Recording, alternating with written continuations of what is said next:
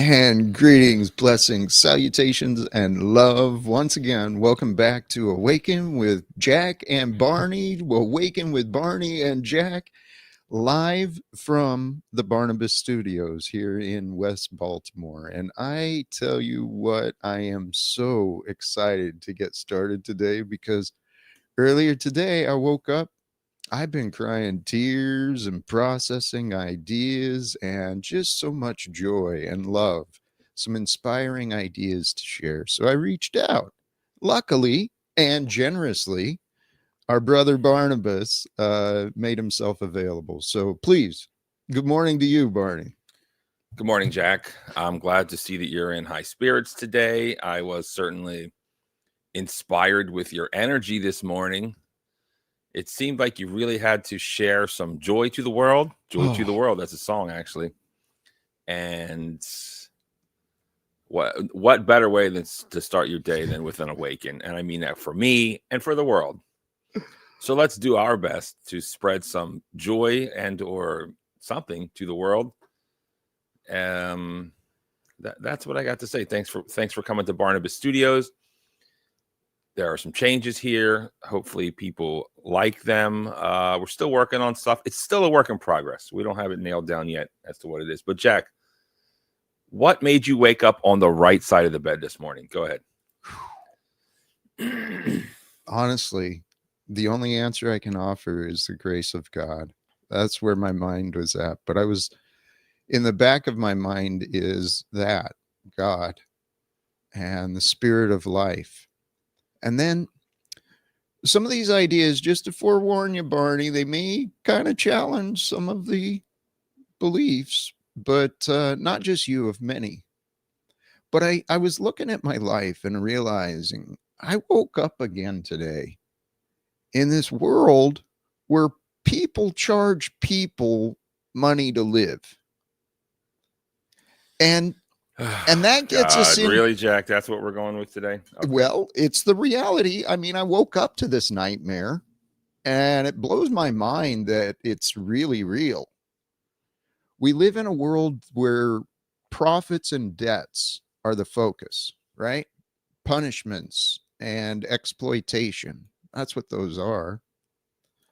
But that defies nature.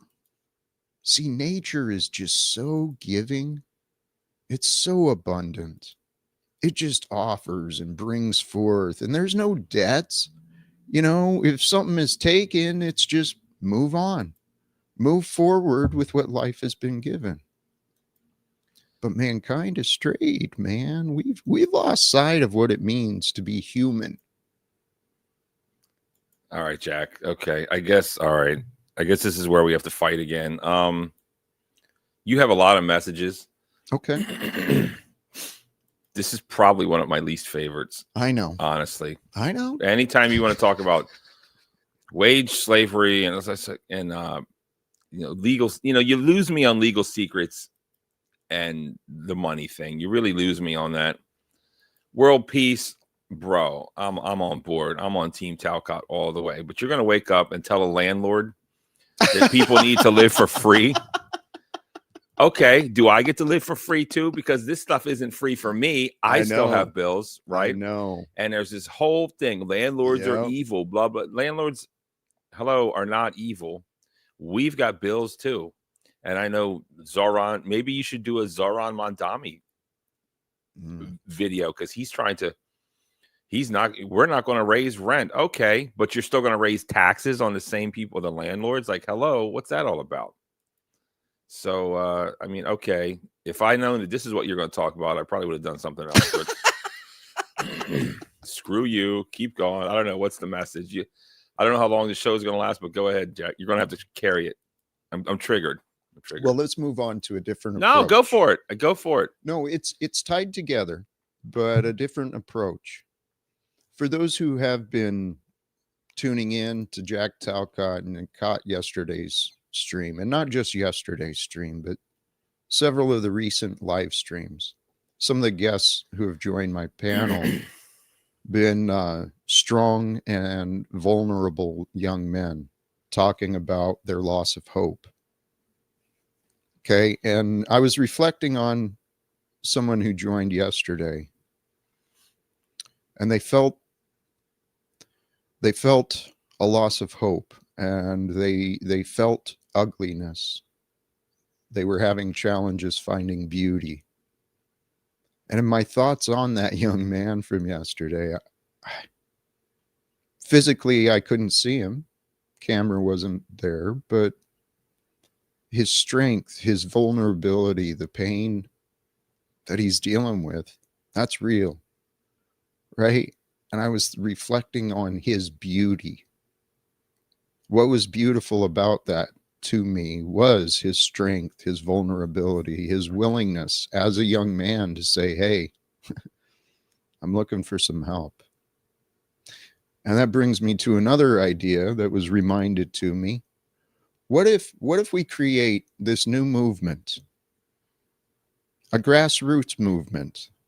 The goal and the message is men be kinder to men, men be kinder to women, women be kinder to men, women be kinder to women. What a concept, a world of kindness. What if we started that rhythm? Well, it's not going to work because women are never accountable, Jack. Do you not know this? They follow the lead of the men around them. Finally, you got something right in regards to gender in America. They follow the lead of the men around them. Absolutely. So we have to get the men better so we can lead our women better. I mean, absolutely. I couldn't agree with you more. But women and accountability are just, it's like oil and water. It can't be.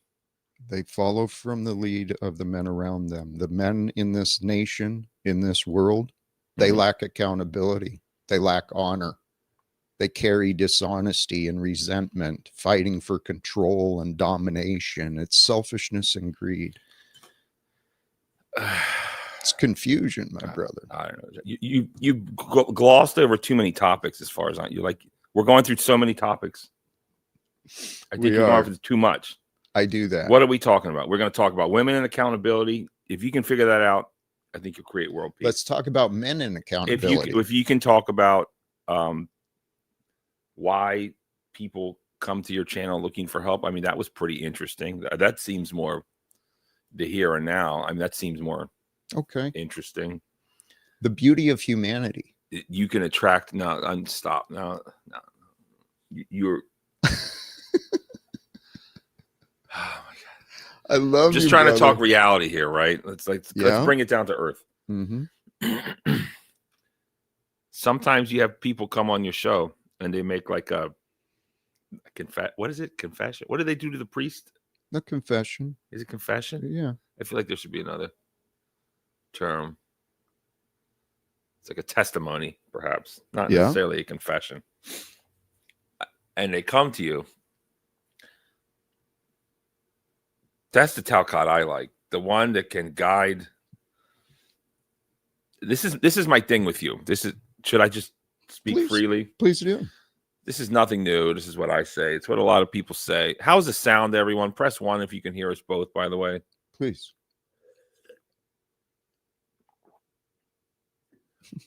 Look, I'm not going to get in the way of you meeting Trump, creating world peace. Please, by all means. 1. Thank you, Trexty. Oh, Jack said I'm not allowed to talk to you, Trexty. I didn't say that. Yes, he did. When did I say that? He said that. Jack is controlling me. Jack is controlling you, Trexty. Jack is controlling who his female, how shall we say, friends. Jack is controlling. It's interesting. He calls me controlling, insecure. He basically sounds like a woman. Jack uses female shaming tactics on me. Let's just go there, Jack. Let's just go there, Jack. Jack uses female shaming tactics on me. You're insecure. You're controlling. You're this. It's like, I feel like I've heard this before. Do I really need to hear from Jack? And then the 1 minute I mention or read Texty's super chat, Trexty, I don't know, what are you doing? You're mate guarding. You're shutting me down. You're like, I better not catch you talking to Barnabas, Trexty. You're my You're my girl.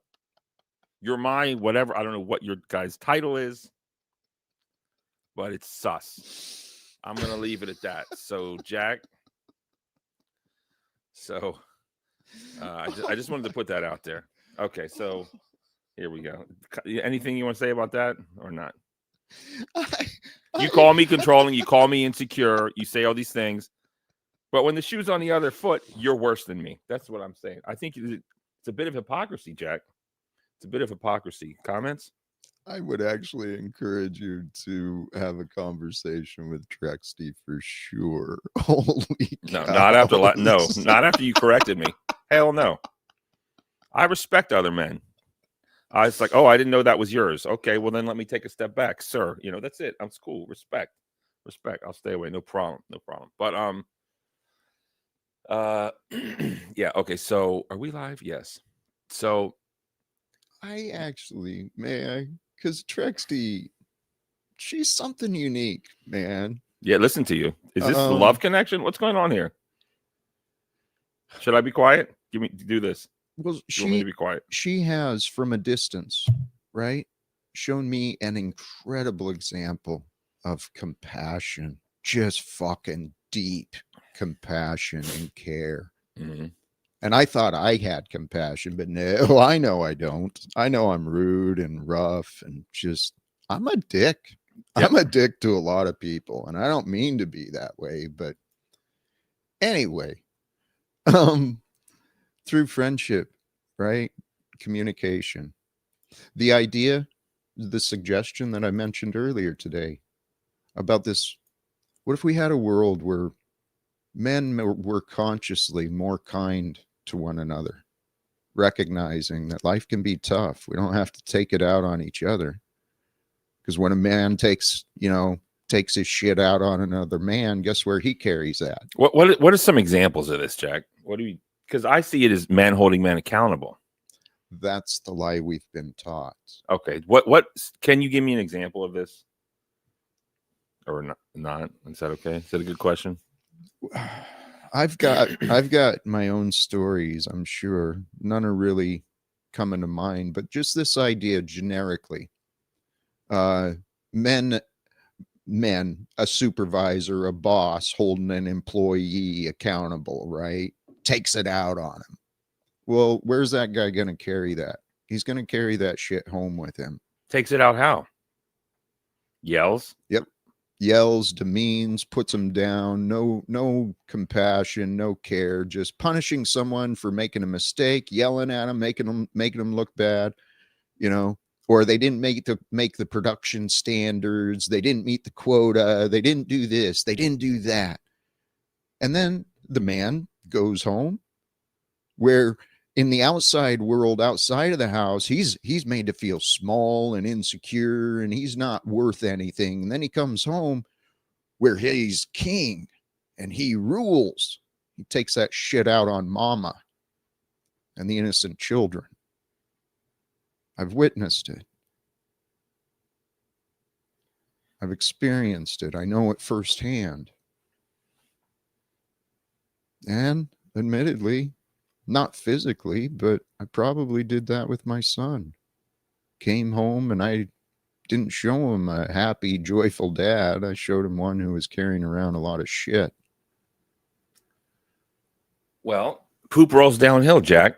That's just the way of the world. You can't change that. So what's the Lord's Prayer? You can't change that, Jack. And another thing, I think you're lacking empathy for the supervisor. Maybe he just reacted and he didn't want to, but it just came out. Or maybe the employee's just insecure and defensive. And sometimes if you tell someone something or correct them, it doesn't matter how nice you tell them. You could tell them and give them a piece of cake with whipped cream and cherry on top. They still just might take it like an insecure person would take it, which is unpleasant, and then they'll get mad. That's and there's correct. Nothing you can do. And I don't. Certainly, we should treat each other with a modicum of respect. Mm-hmm. But kindness goes a long way. But it's not. But you're just.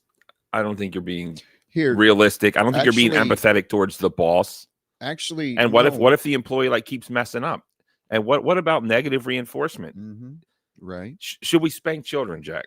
Well, let's come back, because you're assuming I don't know those things. I spent 14 and a half years as an elected officer in my union, as a shop steward, one who was involved in the safety programs and all this stuff that at the facilities in Spokane Postal Service.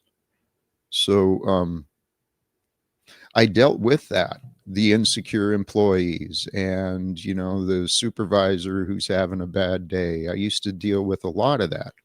That's actually why I flew myself to Washington, D.C. back in 2018, with the idea that, hey, if the United States Postal Service actually, taught inner peace and inner conflict resolution, if the Postal Service taught each other how to communicate with each other better, we wouldn't waste as much time on the unproductive arguments and all the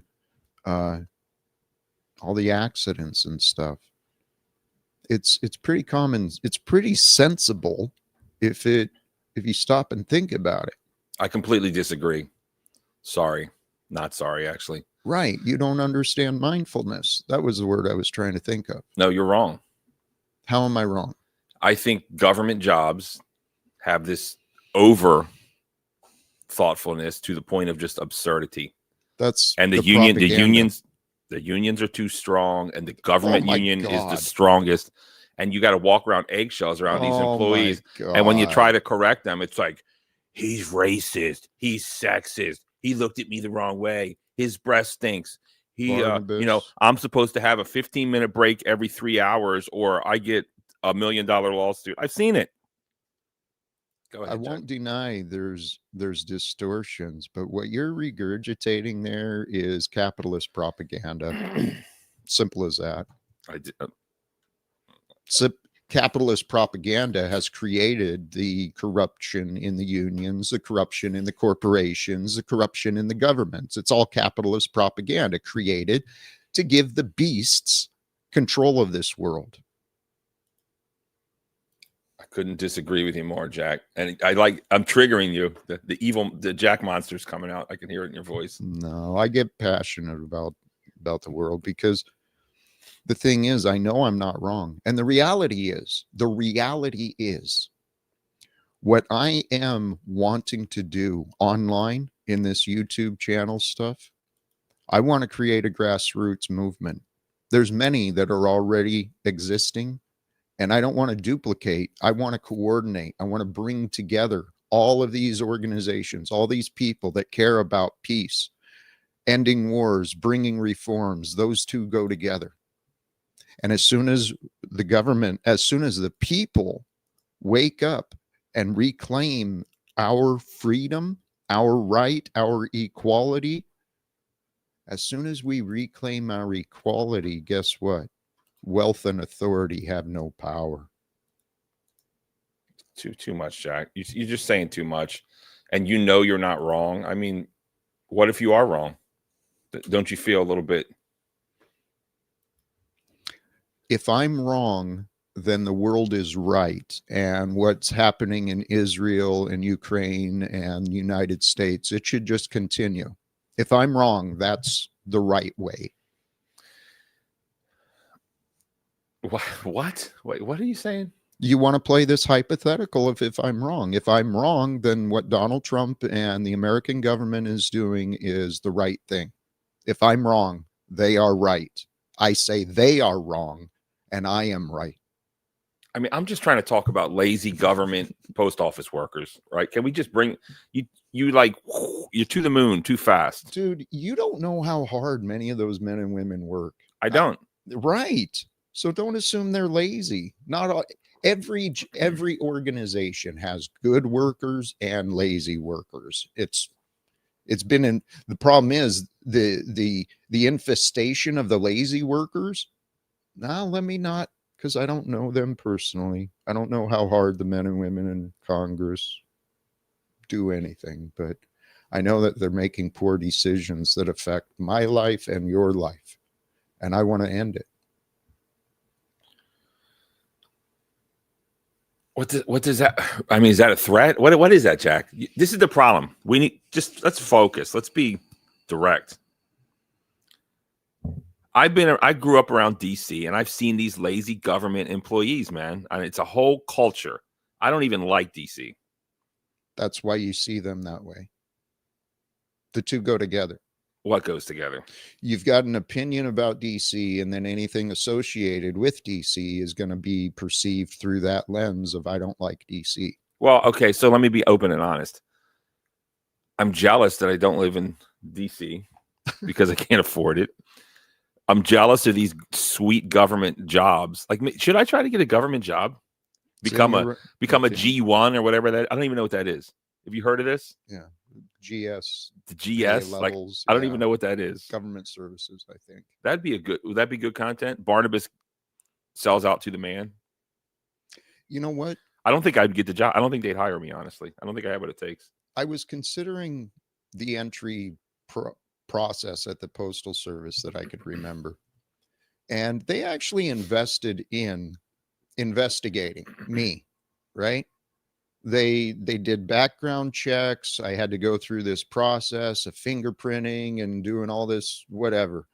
But they actually they spent time and energy, and that costs money in this world. The organization spent money to bring on a certain caliber of employees to protect the job, the mail that we were moving. Wait, hold on. What you just said so much. To get a federal It's hard to job. follow you because you're covering so many things. I'm sorry. You're talking about your hiring process. Okay. You had a background check and fingerprints. Mm-hmm. Okay. Is that I feel like I'm taking a test with you right now. And I have to read this paragraph. And it's like, which is the distracting red herring sentence? I'm focusing on Jack Talcott out of the Army, getting hired, background check. Yeah. And now you're talking about something else. It's like, does that have anything to do with the second sentence? Or are you just laying the foundation for it? You have experience, I guess, in it? Or what?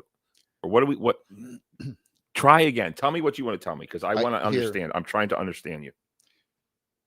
I'll bring it around a different way. And thank you.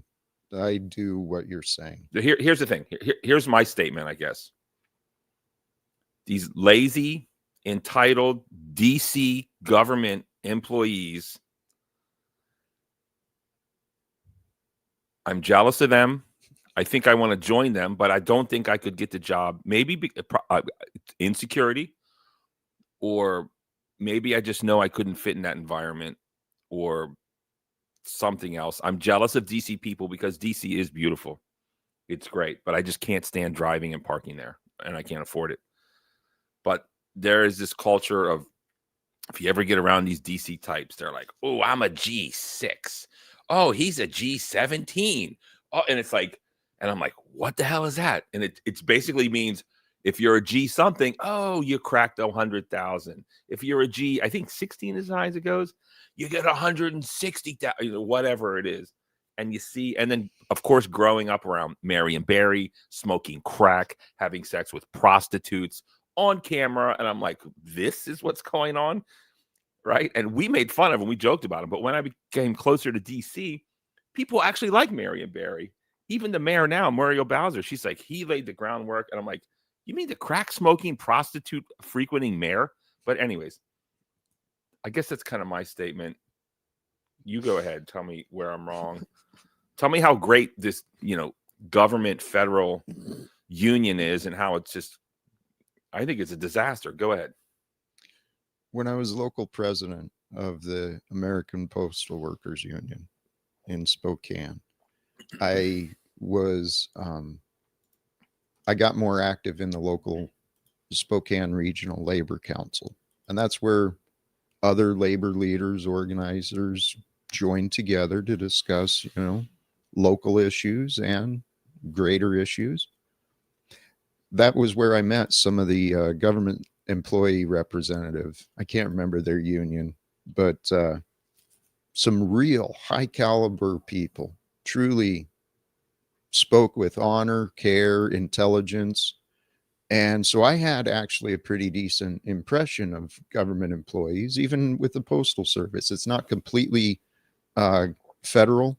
It's like this in-between mix of corporate and government. It's supposed to be a model employer for the other agencies and corporations, hiring with diversity and intentional diversity and making jobs available for those who qualify.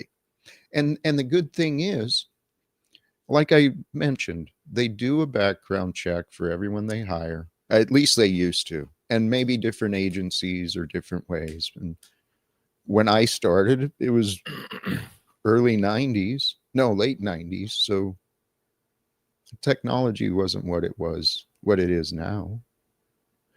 The point is, there's good and bad employees everywhere. What we have is broken systems. If you wanted a federal job, I bet you could get it. What could I do? Push some papers around? Probably. That's what a lot of the jobs are. But there's other that, you know what the government does.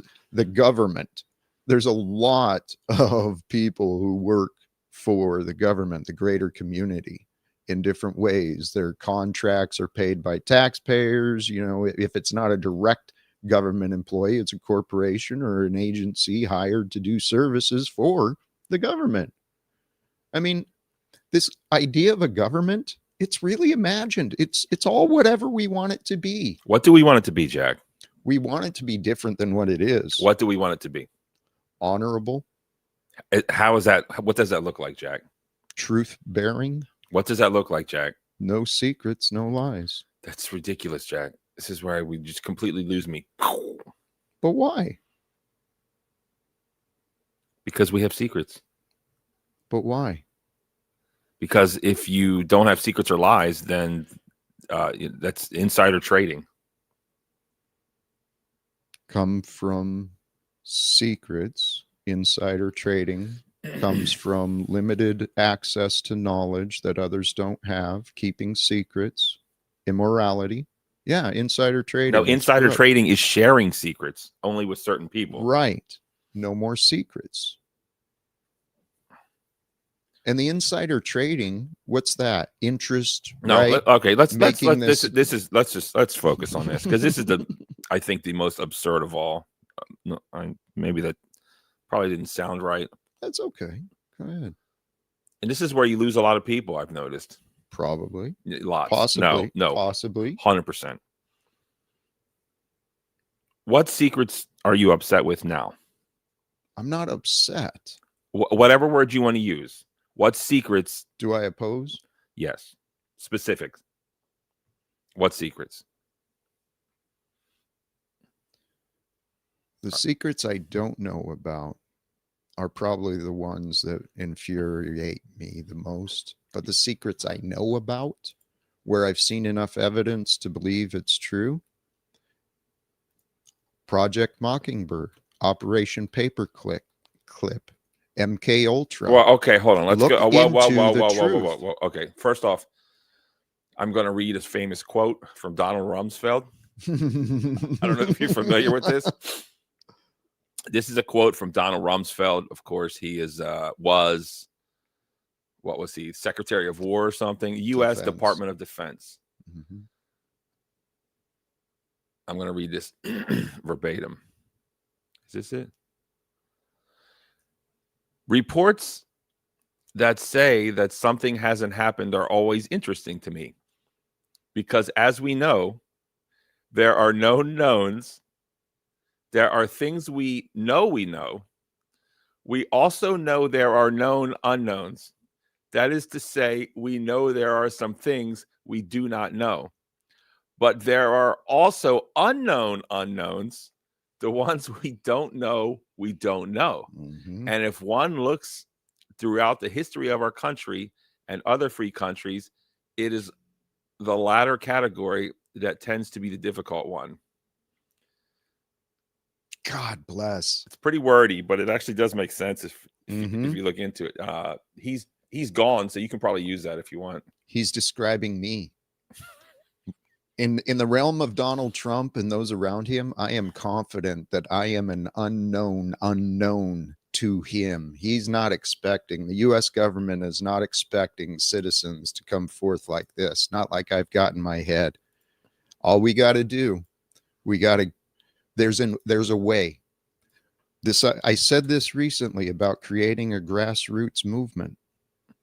And I realize I'm taking us away from that conversation of secrets and lies, but this vision of what I can see us doing, a grassroots movement coming forth, people uniting to get the attention of the Donald Trump and the men and women of Congress.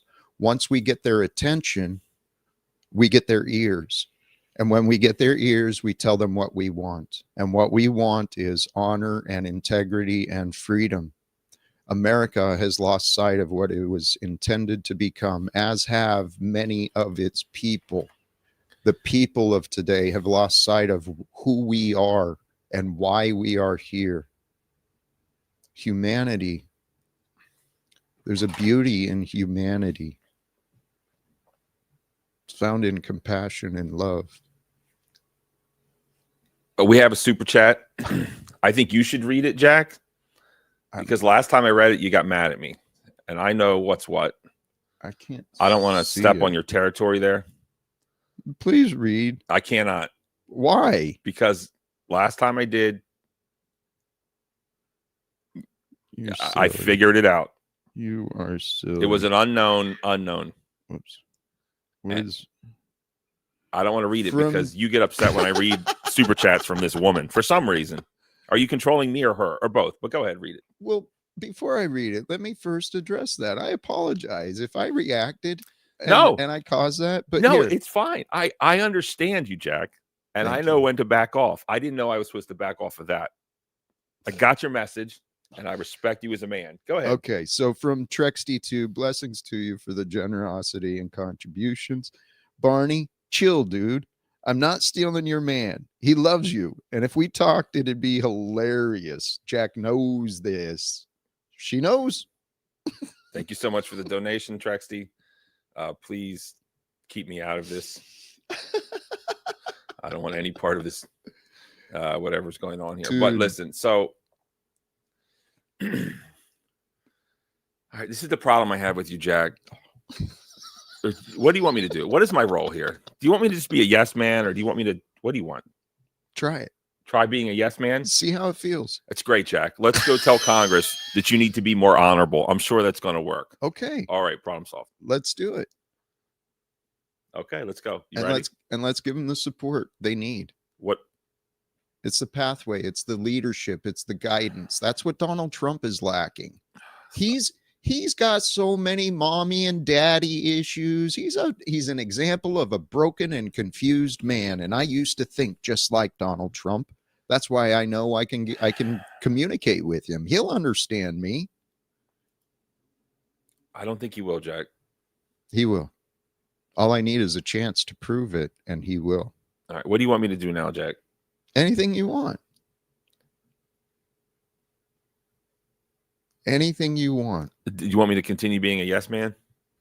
If it feels right, do it. It doesn't. It does not. What's the resistance? The resistance to being a yes man? What does a yes man mean to you? In the context of just agreeing with everything you say, a sycophant. Just be like, wow, that's great, Jack. What a great idea. Absolutely. Let's do it. And not challenging any of your ideas. There's also fear. I have fear. Mm-hmm. And so did your show panelist. And that's why a lot of people come up and they like to fight with you. But I fear pushing you and challenging your beliefs and ideas, because then out comes that voice. And then the eyebrows come. And then we get in a little bit of a fight. And I'm working on that. Or whatever.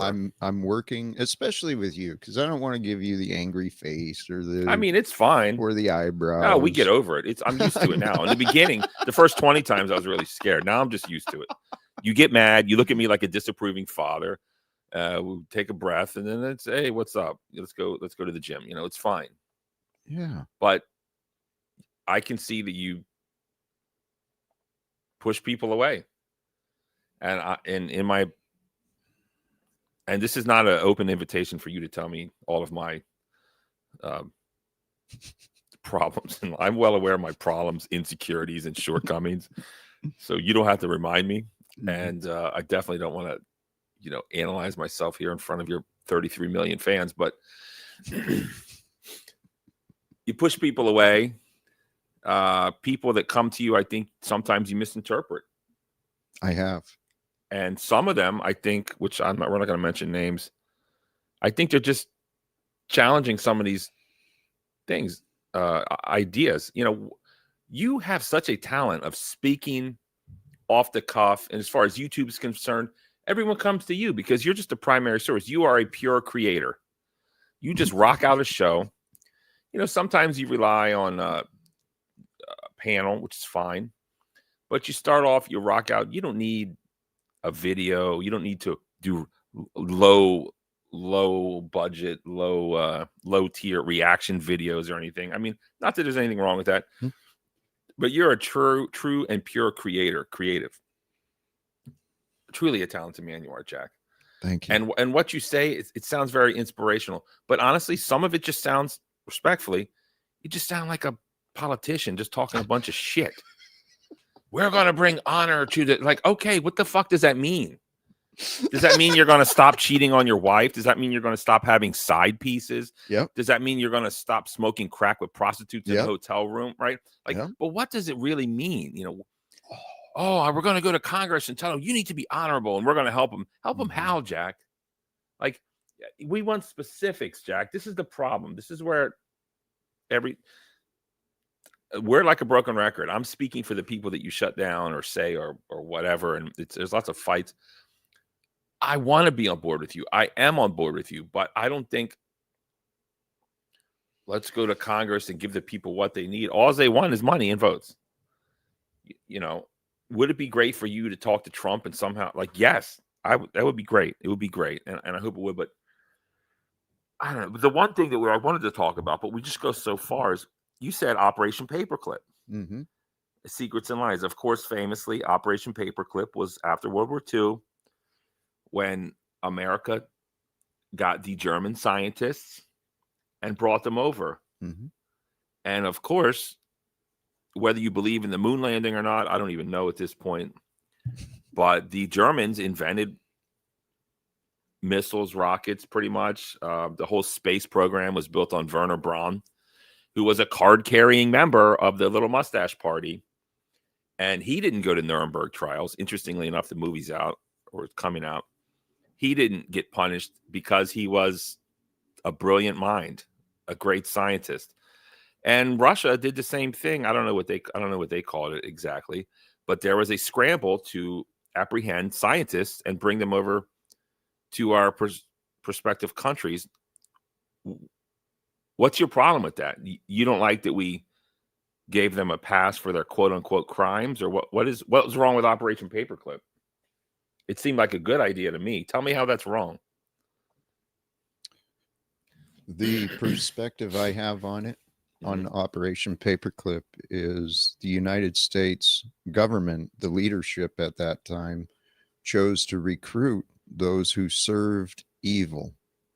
And they brought them in, these scientists who worked on tools of destruction, they brought them in to the U.S. government to lead the space program and the jets. And I get it.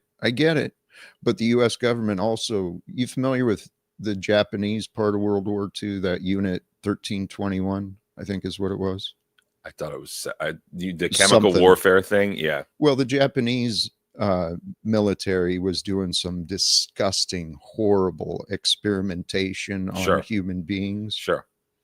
And the U.S. government just somehow acquired their data and then swept it under the rug. Didn't follow through with even the charade of trials, as far as I understand. So throughout time, the government has been conspiring, studying humans, right? MK Ultra using LSD. They hired these doctors to do experimentations on unwilling, unknowing people of America, people of Canada. It's well documented. And we're living in a time where people have gone through history and put these pieces together that are quite different than what we were taught in schools. So right now, the secrets we're dealing with, what the hell is preventing the end of this atrocity in Israel? Why is the U.S. still supporting picking sides in devastation and war? Why is the U.S. aggression moving in towards Venezuela and South America, Central America? These are secrets that the governments, they're not telling us. What are they doing? Why are they doing these things? Okay. What's Hold going on. on with Epstein? You're off track. You're off track. Stop. What's going on You with you Epstein? can't just change the topic. Like, you go from Israel to Epstein to Venezuela. You could do a whole show on these topics. We're talking about paperclip. What are we doing in Venezuela? We're stealing their oil, Jack. That's Right. what's up. Right. We want them to play along. No. We want to get their oil for the price that we want. I mean, let's not be dumb here. Let's go back to paperclip. Okay. What is your problem? And don't talk about the Japanese. Just talk about the space program, because that's the most obvious and most clearly known. What is your problem with paperclip? Well, it continues. That's just one of the many. It's just one of many examples where the U.S. government and agents for that government have conspired, testing crap on people. The Operation Paperclip. From there, shortly after, there's the Roswell stuff, right? Stop. No. Let's say you're who was? Didn't FDR pass away before paperclip? Who came after FDR? Was it Eisenhower? I don't know. I've lost track. It's been too long since I looked. It's the end of World War II. There's these scientists. They can invent missiles. I see intercontinental ballistic missiles, which they actually created. You gonna let the Russians get these guys? And on top of it all, they don't even want to go to Russia because America's better, baby, and everyone knows it. So again, what is your problem with paperclip? Don't laugh at me like I'm stupid. This is a legitimate question. It seemed like a good. I'm gonna stick to this. I'm gonna posit that Operation Paperclip was great. What's the problem? It was great for the war industry, for the military-industrial complex. It was perfect because it laid the groundwork for the U.S. to spend money on developing technologies, hiring corporations to develop technologies that later get sold as products to us. But we're actually paying for the research and the development of many things. The taxpayers are under this criminal enterprise of the Ponzi banking schemes, man. It's all tied together. Whoa. It's all tied together. Okay, so is technology evil? I mean, what are you getting at, Talcott? I guess we're going to fight. Should we stop inevitable technology? Quite frankly, I like satellites. I can have a whatever. Mm-hmm. What am I using satellites for? Why are we paying Google Maps every single month for these executives and shareholders to get profits? What? Why are we what? In the bigger picture. I really want to talk about paperclip, but just say it. Operation Paperclip was a good thing. Just say it, Jack. For America. For the world. No. There's been no nuclear ICBM war as of yet. And space exploration. Remember NASA? It's like, oh, it's the greatest thing. Look, we have Teflon pans now. Never mind that they're causing cancer everywhere. But how about the most obvious thing that troubles me? No, I want to talk about paperclip. That's what I'm talking about. The most obvious thing that troubles me about Operation Paperclip. Tell me, what is it? Is that it was done in the open without telling the public. How can it be done in the open without telling the public? That makes no sense. It wasn't done out in the open at all. It was kind of secret. Right. So what do you want? They didn't disclose what they were doing. Any government that keeps secrets from its people views the people as enemies. Okay. Now, what the government does is it holds state secrets under the disguise. We got to protect this knowledge from the Russians, from the Chinese. Those are human beings. We're all human beings beyond the borders, beyond the religions and colors. We're all human beings. None of these guys wanted to go to Russia. None of these guys wanted to go. Why are you looking at me like that? They don't want to go to China after World War II. You think Germans want to go to China or Russia? Why weren't they executed? Should they be? For their participation in the murder and genocide of innocent people. So you believe in eye for an eye? You believe in execution? You believe in corporal punishment? There's a question. Should you reward those who participate in evil? That's what happened. They were rewarded with freedom, brought into a better choice. Like you said, they could have gone to the gulags. They could have gone to prison, but they didn't. They got relocated, given good, secure government jobs, all the benefits, way more than most of the natural born people of the land. But the people weren't told that, because you got to fund the military industrial complex. What is a German scientist supposed to do during 1939? Like, what do you just? I mean, you were in the army. Mm-hmm. If the country called, you would have picked up your M16 and done it. You would have. I would have. So does that mean that you deserve to? Had I done it? Yes. Okay. So wait a minute. I think we're breaking ground here. So people that take lives their lives should be taken, because when it comes to prison, excuse me, when we talk about prison, when we talk about what's it called, lethal injection, or what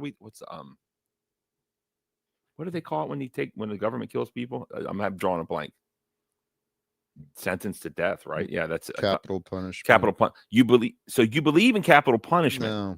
Oh, but okay. So you just want to kill German scientists after World War II? Well, what is it? You're totally missing the point. I am. I'm confused. I don't get it. I don't understand why you're confused. I am confused. I got a piece of paper. I want to take notes. Tell me. You're getting a little bit mad. You're like a 1 out of 10. No, you're twisting what I'm saying, and I'm allowing it, and it's not. I'm not twisting anything. You have the floor. This is Awaken with Barney and Jack.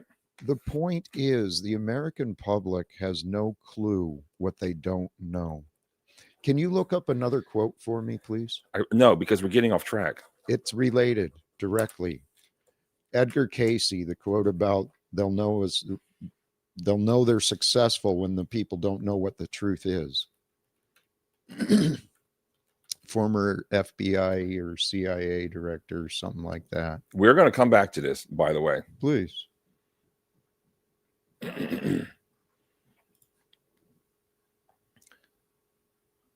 What's it say? We'll know our disinformation program is complete when everything the American public believes is false. And who was that? William Casey, CIA director, 1981. 1981. We'll know it's a success when the American public doesn't know what's false. Right? Something like that. Yeah, that's exactly it, according to the Google. Yeah. So what is the benefit of people being confused? This is off paper. Well, I said I'd keep us on Operation Paperclip.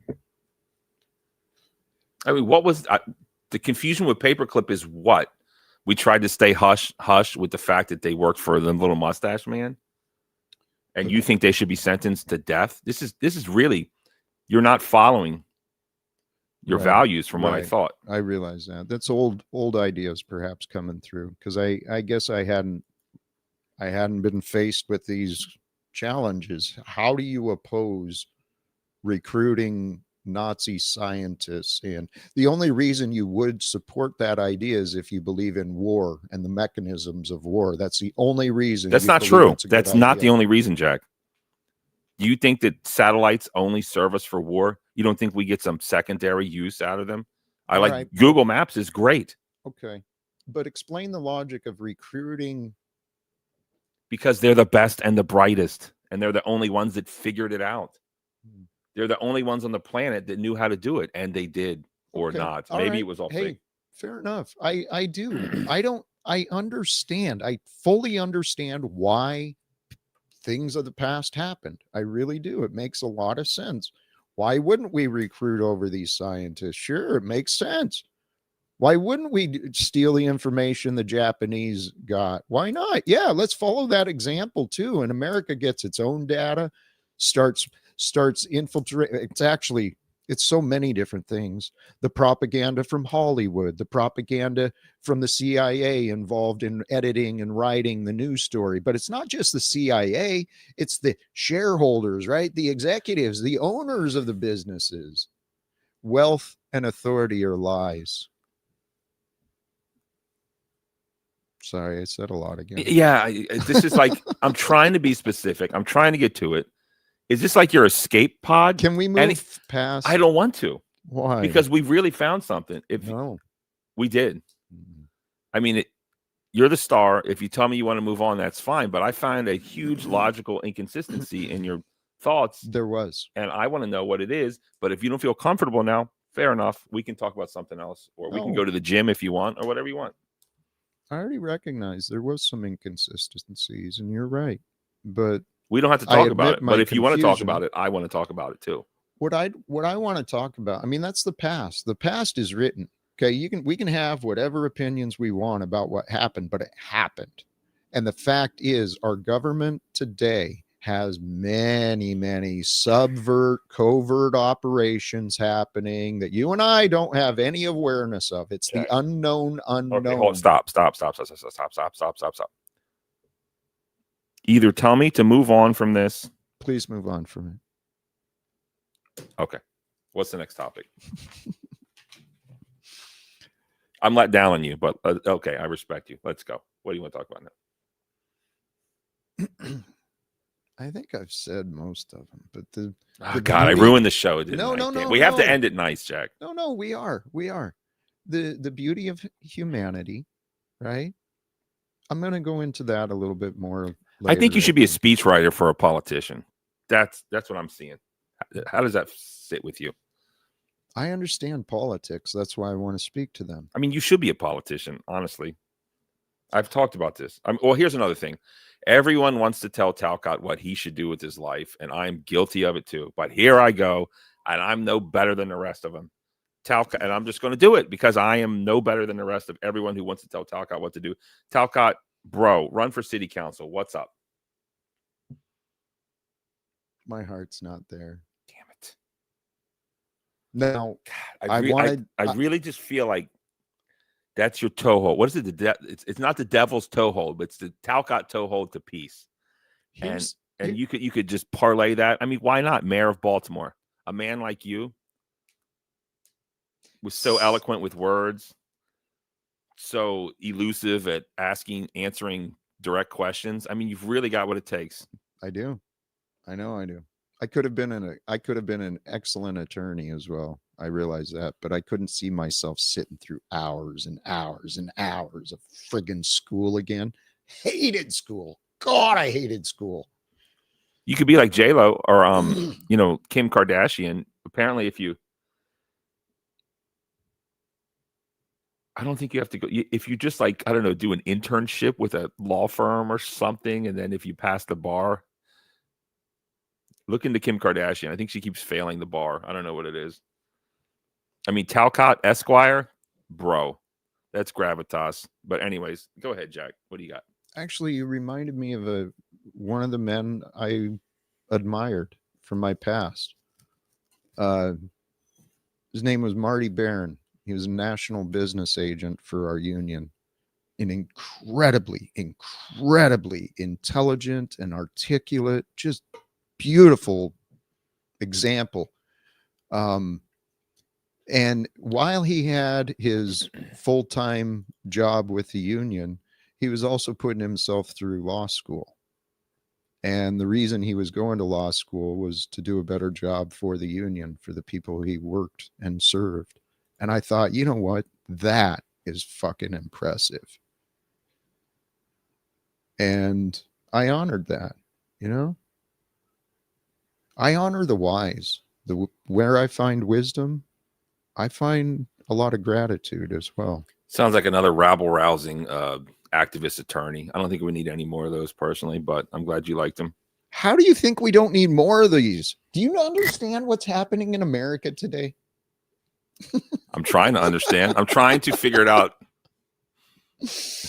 We need more rabble-rousing activist lawyers? Like, really? Do we? Yes. Do we really? Yes. Oh, okay. Yes. Sounds great. We use the system to defeat the system, but within the system are the persons. We connect to the persons and help them realize, hey, you're a people. You're a people, not over your head. The lingo language, It's right? too much. It's It's too much Talcadia. It's the magic of words. There's distinctions between persons and people and all of these different things, especially when you get into the devilish realm of man's laws.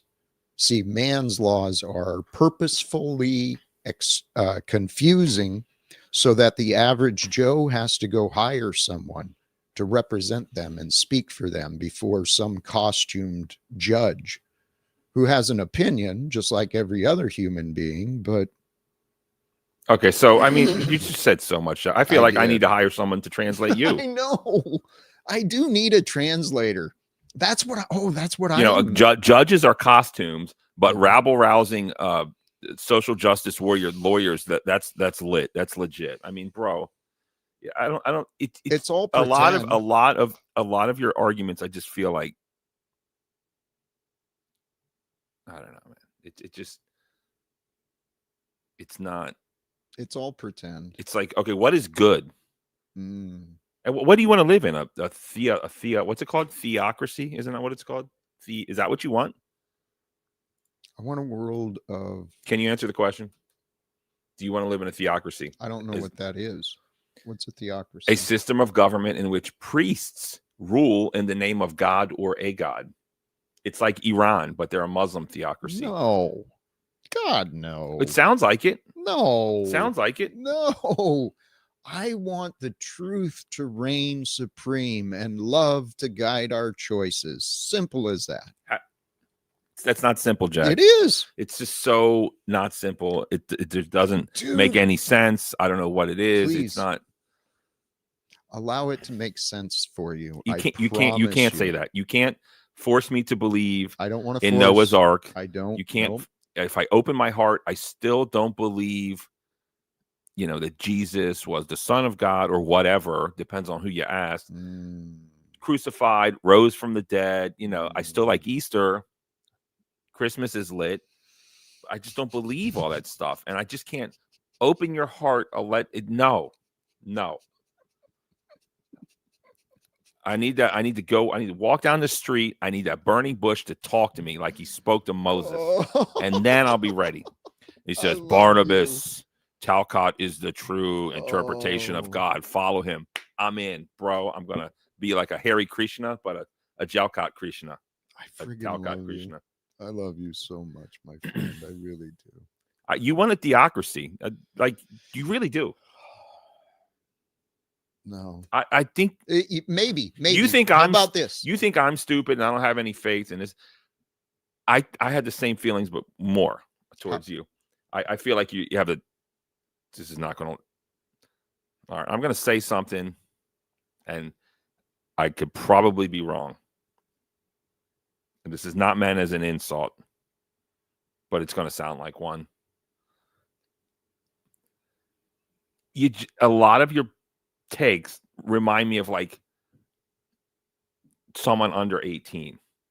Judges are bad, activist lawyers are cool, all the corporation, a lot of the stuff, it is bad, but it's like, oh, we're just going to believe in God. Okay, that's called theocracy.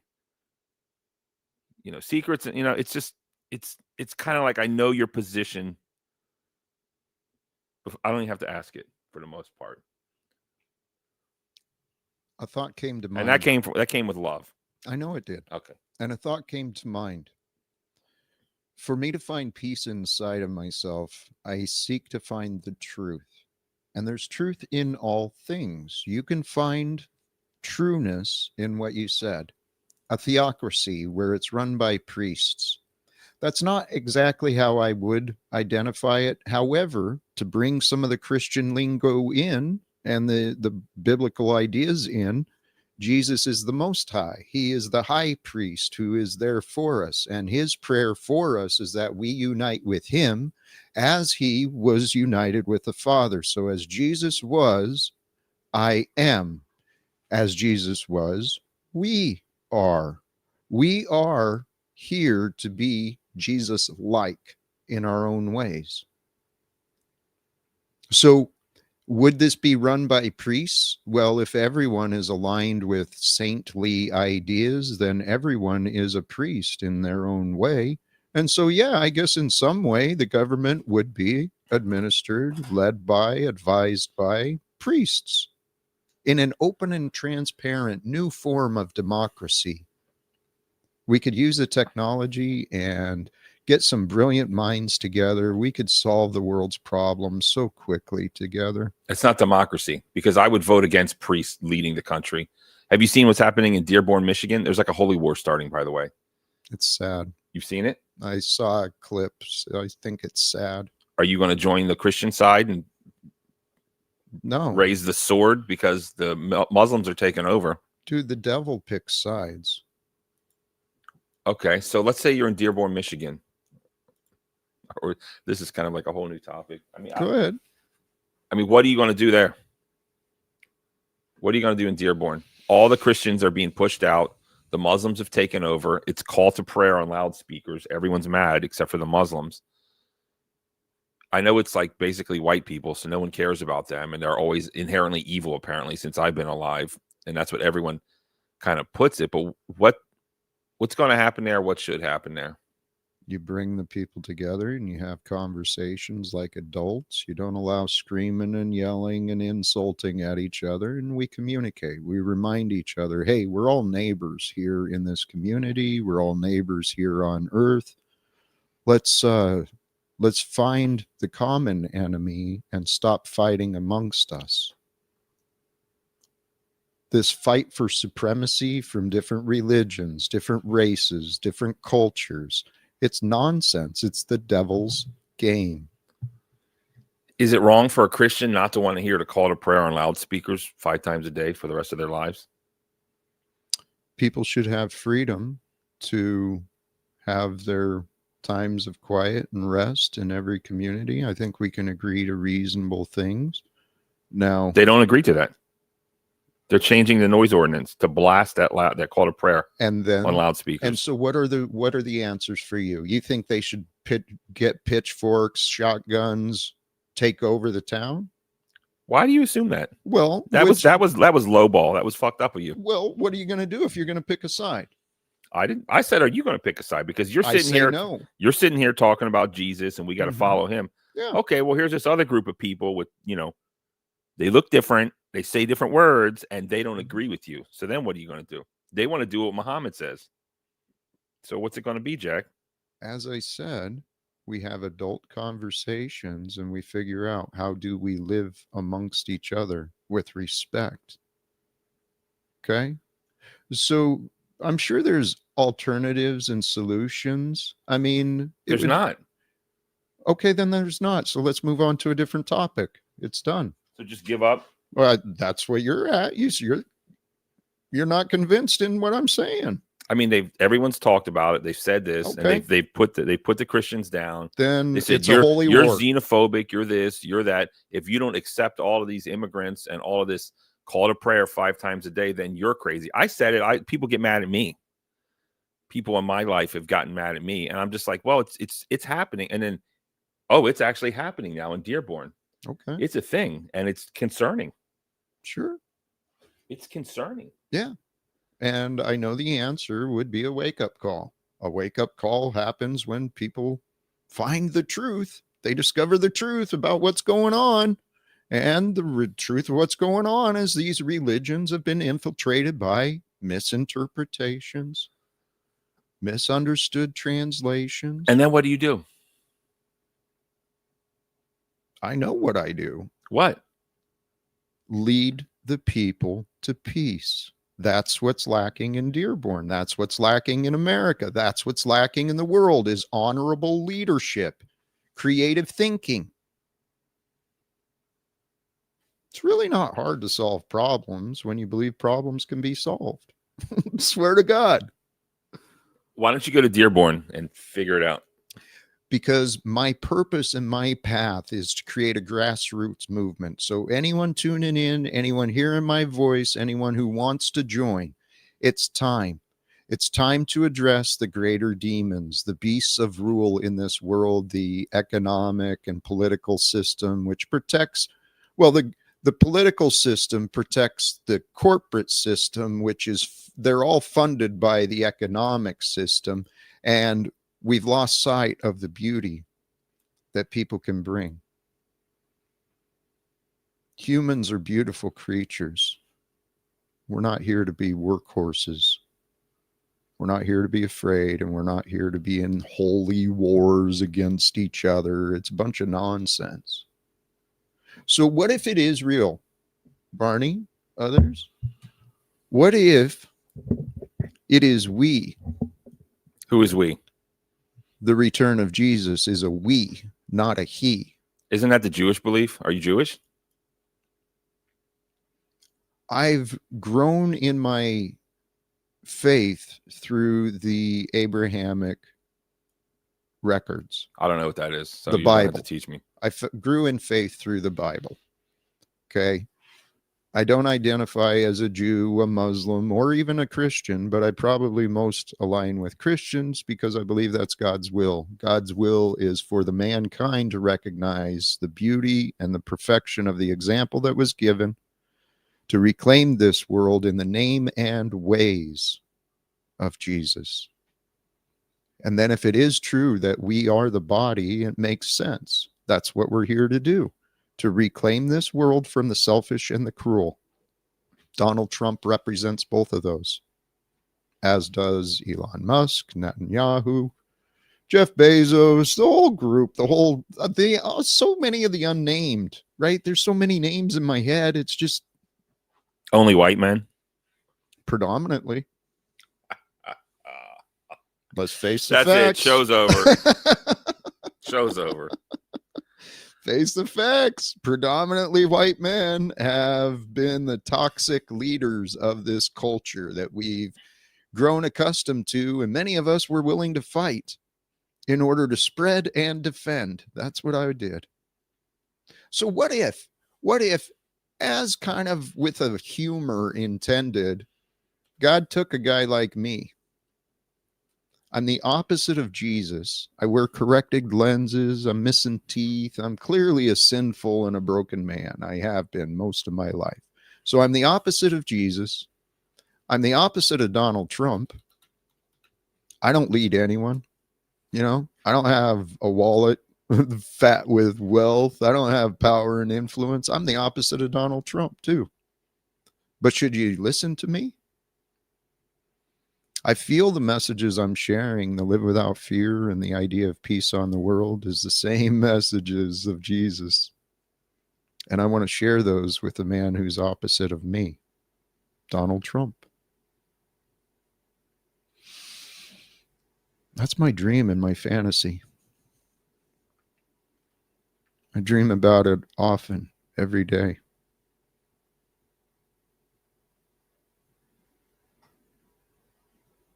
It replaced the dreams of my family. I used to dream about those things, meeting the right woman, having the right family. And then time just fades away, man. What does that mean? Time passes. We never know where it's going to lead us. The purpose, the goal is to stay present. That's the practice. The practice of a peaceful life is to stay present, stay grounded, and then keep peace and joy in your heart. But you got to find peace and joy in your heart in order to keep it there. And I think it's the Holy Spirit that allows us to find what we find. And that's why it's important to pray and meditate, to go within, and to unite with the peaceful nature of who you are. Because in that peaceful nature of who we are, there's this untapped potential that can be realized. Realizing that not only are you peaceful, but you're greater. And there's a beauty in greatness.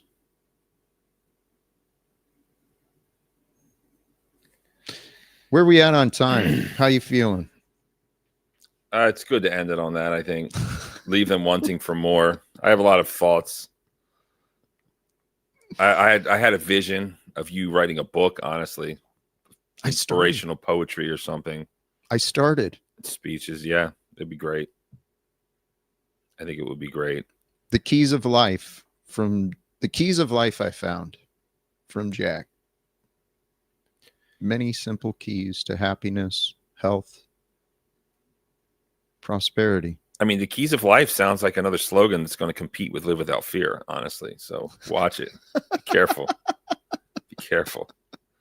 You're competing with yourself. You know, there's a lot of things. If we do the show again, we're going to talk about a few things or something. Some ideas that we have to go over.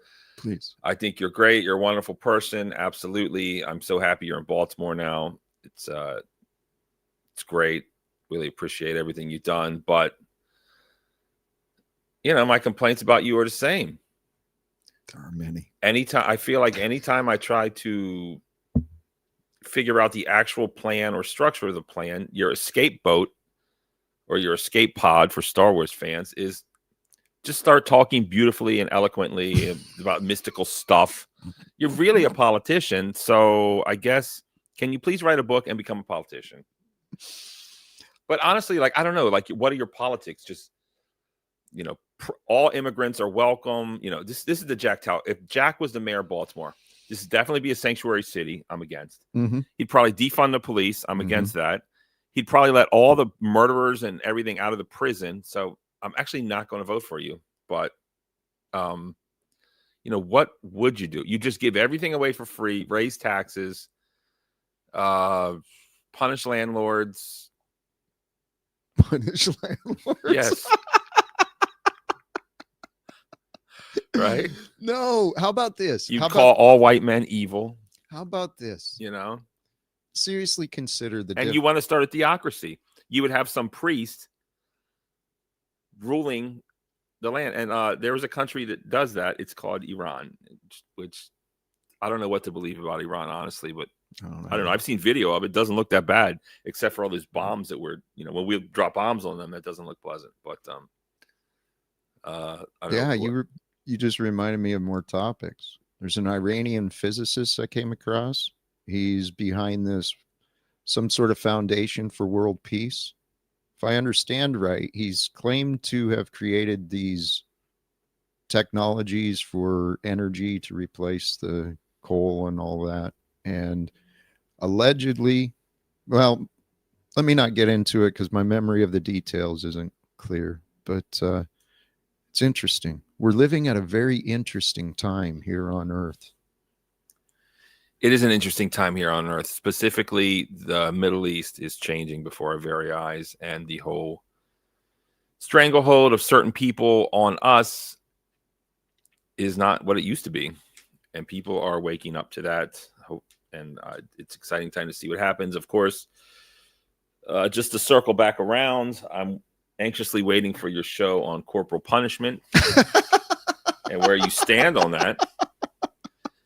And I just wanted to throw in there, what should happen to the crew of the Enola Gay? Of course, famously, the Enola Gay dropped the first fat boy nuclear bomb on Hiroshima. Should they be? Well, I mean, they've all That's passed. A great question. What should be done to them? They're American, so Good it's okay. And for the truth, America firebombed, dropped fire from the sky on all of Japan, except for Hiroshima and Nagasaki. We're like, let's save that for later. We just dropped fire out of the sky, and we annihilated and destroyed more people than with the nuclear bombs through fire. Because Japan famously, I guess, built all their buildings out of bamboo or something back then. So since they're on our team, it's totally cool, right? No. And if you, Jack, were recruited You could have been a pilot on the Enola Gay. You would have done it. Yeah. So should I just off you right now? You know what? I answered wrong earlier. I got caught up in the questioning. These are lessons we can learn from life, because you're right. I can only imagine the guilt of that pilot. He named the plane after his mother. Yeah, thanks. Yeah. Which was normal. These young men, they don't know what they're doing. They think they're on the right side of history. And well, usually it wasn't their mom. It's kind of their sweetheart, but keep going. Okay. Thank you. It was a little odd. Yeah. Right. But the guilt, I can imagine the inner guilt. But see, this is what's happening. They didn't feel guilt. They claimed they didn't. Okay. And of course, the message was we had to do it because if we had to invade Japan, we would have lost millions of Americans. And if that's true or not, it wasn't. Well, you don't know that. No one knows that. We wouldn't. Diplomacy is the path to peace, and we've allowed these leaders not to. Please, it was full on war at the time. It was. The diplomacy was over. It was disgusting and sick. Yes. And it may actually be true, whether you like it or not. We could have lost 1 million Americans. Possibly. And that brought the end to all the firebombing didn't, but the nukes did. It's a pretty nasty world we live in. I want to offer, but it's not so simple, is what I'm trying to say. It can become much more simple. I know it can. I saw something recently. Recent politics, some of the Democratic senators putting a message out to the military, to the enlisted. They do not have to obey illegal orders. Wait, what? Who? Apparently some of the Democrat representatives put together a recording for the active military, reminding them you do not have to follow illegal orders. And I suppose it's not just the military. That would apply to the ICE agents and to the police agents and all these other agencies. You do not have to follow illegal orders. Is what ICE is doing, is that illegal? It's immoral. Absolutely. Is it illegal? Many times, yes. Most times, yes. I would say yes. It's an infringement upon the what's the term? I don't know, habeas corpus or something. What Here's is that? Something. I know we said we were going to shut down, but I had this thought earlier. We've lost sight of what the intended meaning is of the Constitution. The intended meaning of the Constitution is to protect the God-given liberties and freedoms of what it means to be a human. And what it means to be a human is we do not obey, we do not comply with unlawful orders in the name of legality. Unlawful and illegal sounds like a synonym to me, Jack. You've lost me. There's a big distinction. What's the distinction? What is legal in this nation? At one time, it was legal to buy and sell human beings, right? To own slaves. That was legal. It was never lawful. It was never moral. See, if you go with the greater interpretation of God, the supreme goodness that brings forth goodness, that's where morality is found, is in goodness. So that which is not moral is not lawful. That which is out of love, outside of love, done with anger, resentment, punishment, this type of mentality, that's not lawful. You just did it again. I mean, doesn't the Bible talk about what to do with your slaves? It does. Yes, men wrote those books and interpreted the messages they found at that time to interpret their justification of slaves. And then the America slave owners took that idea as well. And it became part of the governance, part of the legal system. So you want the Bible to rule America? You want the part that talks about how to treat slaves? I mean, this is crazy. No. I think you need a new book. No. No? What I'm suggesting, right, we won't need the book once we fulfill the prophecy. And we fulfill the prophecy by following the law. God's law is love. God's law is in the Bible. God's law is love. The commandment from Jesus, which was the messenger for mankind from God, if you take the example for what it is, the message from God for us all is to love one another. It is the greatest commandment. Love God, love one another. And then Jesus furthered it. He says, hey, in the way I loved you, love one another. And he said that to those who were closest to him. Okay, hold on. Honestly, this is where religious wars start. Interpretations of the Bible. And you have your own interpretation of it. The Talmudian interpretation. This is like, I don't know the difference between a Sunni and a Shia, but I know they both read the same book, and I know they both don't like each other. I mean, honestly, that kind of talk starts holy wars, Jack. It's like, this is what the Bible says. But then you go to Dearborn, Michigan, they're going to be like, no, this is what the Quran says. Or some other Christian will be like, no, you got it wrong. I mean, your whole show, you have people coming up challenging interpretations of Bibles. I know. Why are you right and everyone else is wrong? Don't you find that a little odd? Why is it that people who grew up in a certain church or believe in a certain religion, that they always know that they're right and everyone else is going to burn in whatever kind of hell? I mean, isn't that a little odd? It's perfect design that God allowed us to choose. We enable each other's fantasies. We enable each other's dependencies, right? For years, I thought I was broken as a man. When my family fell apart, I took it seriously and I punished myself pretty bad. And my friends enabled my drinking. People at work, everyone knew I had a problem. They knew it was serious, but I was functioning, so they left me alone. Wait a minute. I mean, I got a problem with that. What? I got a problem. I mean, did you want to finish your thought, or because now I'm triggered. The enabling part? Your friends enabled me to drink. I mean, really? What are the 12 steps? Do you know the 12 steps off the top of your head? Isn't that? We enabled each other. What? Let's go grab a drink after work? Yep. And that's their fault, not yours. No. I made my choices. But you just said that they enabled you. Yes, they did. So you are placing them in the realm of culpability to a certain extent. We all enable each other, whether it's for success or failure. That's what I've realized. I could have done a better job for them. They could have done a better job for me. What should they have done? No one said, Jack, stop drinking? Oh, yeah. They constantly belittled me. Okay. Well, how are you supposed to stop someone from drinking? Leadership, the way of Jesus with love.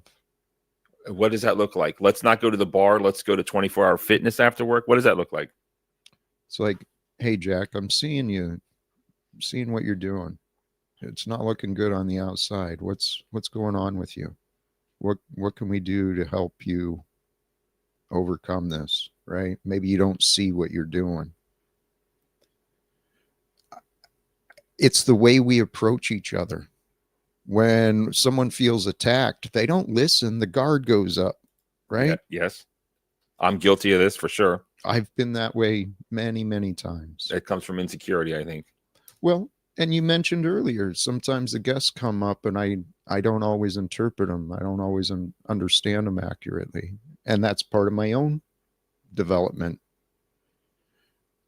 That's something I realized. It's our fears and insecurities that keep us from understanding each other.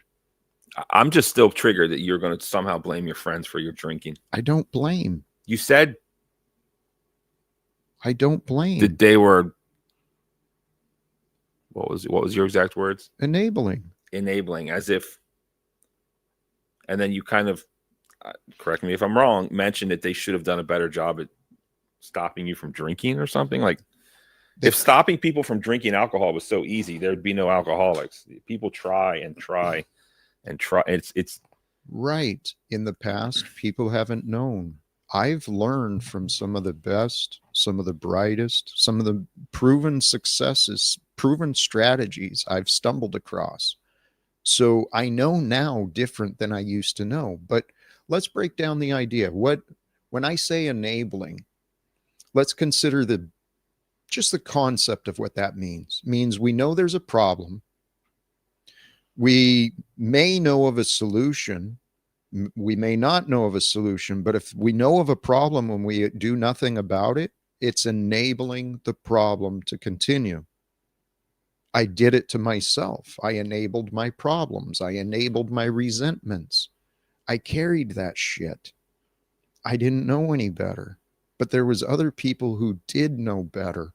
And maybe my friends and family didn't know how to deal with me. And if anyone else is dealing with addicts, maybe you don't know how to deal with them, but there are people who do. Okay. It's a matter of divine timing and path. But if we look for the answers, we can find them. That's what I've learned. There it is, people. Look for the answers. You can find them. I have my disagreements, of which are vast and many, with Talcott, but do I recommend Talcott on a Google review? 5 out of 5 would recommend. Absolutely. Should I put your number up or not, Jack? Feel free. Please. If you are having a trouble with life, drinking, or politics, yeah. If you need someone to talk to, if you want your voice to be heard, for those who wish to connect with Jack offline to exchange ideas or support, please feel free to text or call and introduce yourself. There it is. This is a sincere and open message to only sincere people who are looking to exchange ideas or looking for support. Of course, Mr. Talcott, are you going live today later? I believe so. And my hope is that the two of us might hit the gym too. Let's do the gym. All right, brother. All right, we're going to make gains today. I'm enabling your physical fitness gains. There it is. How's that for enabling? Brother, you have been, and please, if I may, a humble and a grateful shout out to you, because you have been a great example and motivation for me in my physical health. And I really do appreciate you putting up with me and my scowl face and the stupid eyebrows. But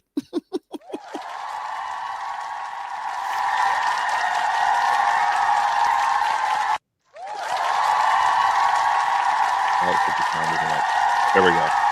There we go. There we go. Okay. Should we shut her down? I thought I wanted to say something great. I'm just all out of great ideas to say. If anyone wants to give us $95, we'll open the panel. Of course, the panel opens at $100. One of Jack's supporters gave us €5. I'm not sure exactly what it's more. So probably like what, $93 or something. And we can open the panel for the first time if you like. Let's do that another time. All right. So, but just so you know, welcome and thank you for joining us on this very special episode, inspired episode. I got a message from Talcott. Feeling excited. Wants to point out the bad people. It's got a lot to say. I mean, I could just talk all day, but I'm not going to. That's it. Thanks for joining us. Look for more Awakens randomly whenever we feel up to it, whenever we feel inspired. And only super chats are read. And the panel opens at $100. That's what's up, everybody. If you need to talk to Talcott, you know how to do it. Let's get to it. Do you want to give him a pose down, Jack? You want to show him the guns? No, not yet. You're going to be Beachbody ready? Come when? June? Soon. We're going Speedo shopping? It'll be soon, but no. Anyway, much love. So, sorry. Yes, this is a serious show. You're right. Thank you for getting me back on track. I do have a problem with that. Anyways, that's it. We're out of here. Peace and blessings. Good night. Good morning. Much love.